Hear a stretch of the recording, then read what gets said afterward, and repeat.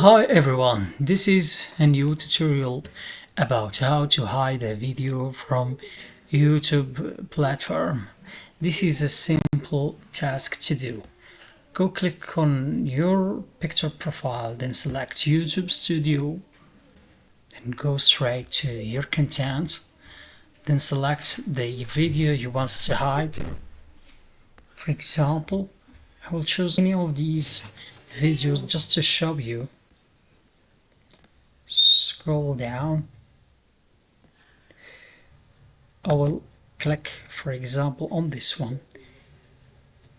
Here on this list, you can go from public to unlisted video. Then click on done.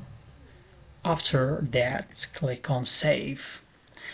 And this way, your video would be only browsed or viewed only using the link if you have given a link to a friend or a client, for example. In this way, you have done hiding your video from YouTube platform.